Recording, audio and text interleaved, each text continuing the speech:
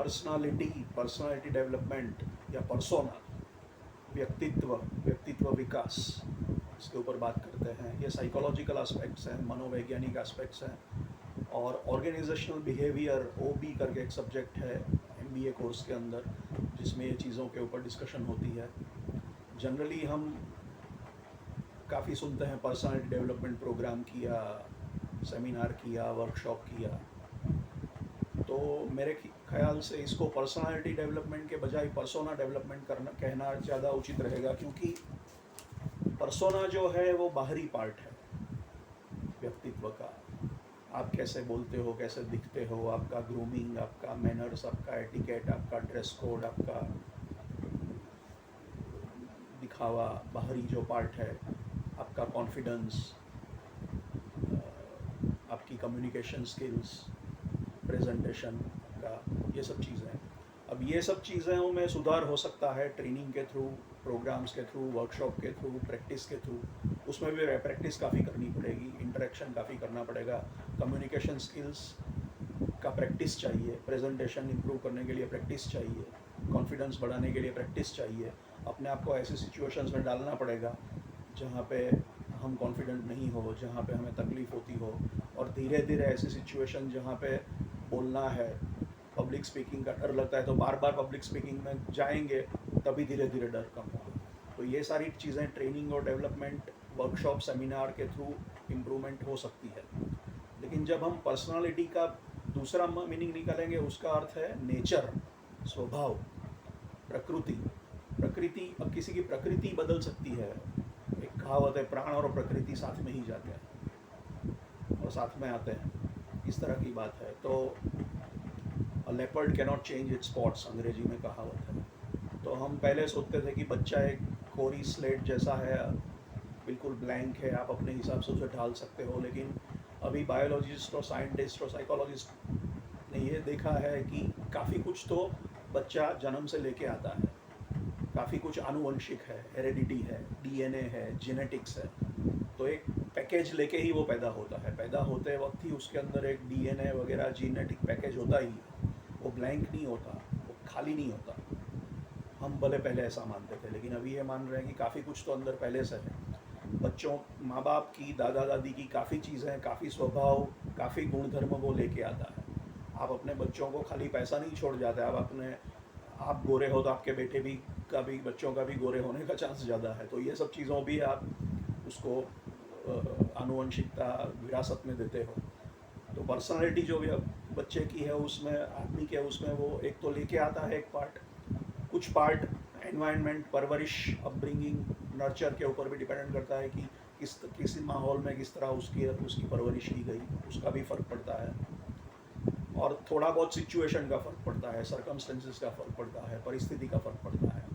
लेकिन ये तीन में से किसका कितना है, ऐसा कोई गणित हमको नहीं पता। काफ़ी कुछ जेनेटिक्स है, काफ़ी कुछ एनवायरनमेंट है।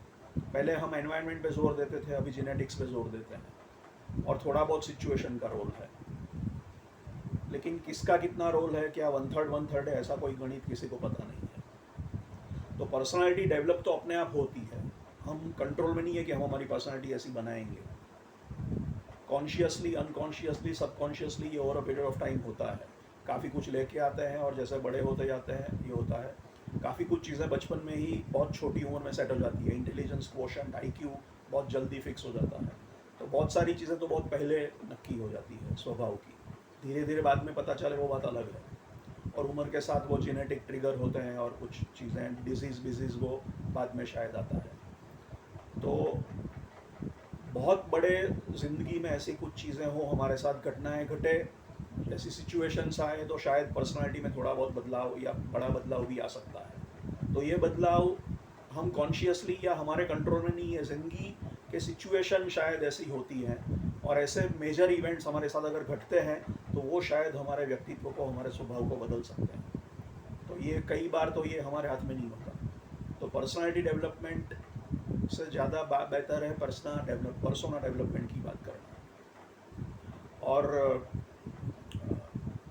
अगर आप सोचते हो कि किसी को जहाँ पे स्वभाव ही ऐसा चाहिए, इस टाइप की व्यक्ति चाहिए, उससे अलग टाइप की व्यक्ति आपने ली और आपने सोचा उसको ट्रेन करके डेवलप करके अपने हिसाब से बना देंगे, तो शायद आपको सफलता नहीं मिलेगी, क्योंकि ट्रेनिंग की एक मर्यादा है। एक लेवल के बाद वो सस्से को शेर में बदल नहीं सकता। सस्सा बहादुर सस्सा बन सकता है, शेर के लिए तो शेरनी का बच्चा ही शेर बन सकता है। तो ये रियलिटी को स्वीकार करना पड़ेगा। जैसे कि हम कहते हैं कि internal locus of control versus external locus of control. कुछ लोग मानते हैं कि हमारी ज़िंदगी हमारे हाथ में, हम डिसाइड करते हैं लाइफ कैसी होगी, और कुछ लोग मानते हैं कि हम लाइफ के कंट्रोल में नहीं है, हम हमारी लाइफ को कंट्रोल नहीं करते, ज़िंदगी हमको कंट्रोल करती है। उनको एक्सटर्नल लोकस ऑफ कंट्रोल माना जाता है। तो पहले वाले मानते हैं कि हमारे हाथ में है कि हमारी ज़िंदगी कैसी गुजरे। दूसरे वाले मानते हैं कि समाज, परिस्थिति, दुनिया के हाथ में कि हमारी ज़िंदगी कैसी गुजरे। एक आदमी अंतर्मुखी प्रतिभा है, अंतर्मुखी इंट्रोवर्ट है, अंतर्मुख है। दूसरा बहिर्मुख एक्सट्रोवर्ट है। एक आदमी ज़्यादा रिस्क लेता है, एक आदमी कम रिस्क लेता है। एक आदमी ऑथोरिटेरियन नेचर में मानता है, वो मानता है कि संस्था के अंदर बड़े छोटों का भेदभाव होना चाहिए, पावर ऑथोरिटी का डिफरेंस, स्टेटस का डिफरेंस होना चाहिए। एक आदमी मानता है कि नहीं, सब इक्वल जैसा होना चाहिए। कोई आदमी ज़्यादा मैकियावेलियन होता है। मैकियावेली इटली का चाणक्य था, निकोलो मैकियावेली, जिसने प्रिंस करके एक किताब लिखी थी और उसमें सब कूटनीति की बातें की गई थी। तो मैकियावेलियन लोग व्यवहारू होते हैं, पॉलिटिकल टाइप के होते हैं, कोल्ड और कैलकुलेटिंग टाइप के होते हैं। And justifies the means. Ultimately कोई भी साधन चलेगा, साध्य महत्व का है, तो वो पॉलिटिकल होके कुछ भी करके काम करवा लेंगे। वो फिर ज़्यादा एथिक्स और इसकी चिंता नहीं करते, ज़्यादा पॉलिटिकल टाइप के, कैलकुलेटिंग टाइप के होते हैं। फिर टाइप ए और टाइप बी टाइप की पर्सनालिटी है, जिसमें टाइप ए वाले लोग हमेशा जल्दी में होते हैं, उतावले होते हैं, इम्पेशेंट होते हैं, धीरज कम होता है उसमें, गुस्सा आता है, स्ट्रेस में रहते हैं, नर्वस होते हैं, एंग्शियस होते हैं, एनर्जेटिक होते हैं, हरी में होते हैं। टाइप भी बिल्कुल कूल और रिलैक्स्ड होते हैं। तो ये सब चीज़ों भी आप देखेंगे। तो क्या ये एक फैक्टर में से दूसरे फैक्टर में किसी को बदला जा सकता है? क्या टाइप ए को टाइप बी ना बना सकते हो? इंटरनल लोकस ऑफ कंट्रोल वाले को एक्सटर्नल बना सकते हो? इंट्रोवर्ट को एक्सट्रोवर्ट बना सकते हो? मैकियावेली आदमी को नॉन पॉलिटिकल बना सकते हो? क्या आप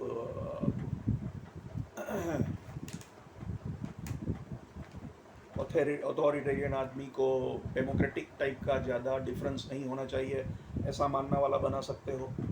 ये सारी चीज़ें बहुत रिस्क टेकर है, उसको रिस्क कम करवाना सकते हो, या बिल्कुल रिस्क नहीं लेता उसको रिस्क टेकर बना सकते हो? मुश्किल सवाल है, जवाब आसान नहीं है। तो कई बार बेटर है कि रिक्रूटमेंट ही सही की जाए रादर देन ट्रेनिंग पे ज़्यादा जोर दिया जाए। ट्रेनिंग अच्छी चीज़ है, ट्रेनिंग से इम्प्रूवमेंट ज़रूर मिलेगी कुछ ना कुछ, लेकिन परमानेंट चेंज इन बिहेवियर चाहिए। परमानेंट चाहिए तो वो नेचर वाला आदमी पसंद करना ज़्यादा आसान है, ज़्यादा है, क्योंकि बिल्कुल एक्सट्रीम पे ले जाना है। ये तो उत्तर से दक्षिण की बात हो गई। इंट्रोवर्ट एकदम उत्तर है, वो एकदम दक्षिण एक्सट्रोवर्ट है। मार्केटिंग में आपको एक्सट्रोवर्ट बंदा चाहिए और ये बंदा एकदम इंट्रोवर्ट है, उसको आप ट्रेन करके मार्केटर और सफल सेल्स पर्सन बना दोगे, कैसे होगा? बहुत मुश्किल है। इम्पॉसिबल शब्द मैं यूज़ नहीं करूँगा, क्योंकि इन चीज़ों में हमारे पास कोई गणित नहीं है, या कोई ऐसा साइंटिफिक स्टडी या साइंस नहीं है ये चीज़ें। तो इसलिए ये समझ लेना, ये साइकोलॉजिकल एस्पेक्ट्स को समझ लेना इम्पॉर्टेंट है। तो पर्सनालिटी डेवलपमेंट की जगह पे पर्सोना डेवलपमेंट हमारे हाथ में है और वो कर सकते हैं, ये समझ लेना, उसके बीच का डिफरेंस समझ लेना इम्पॉर्टेंट है।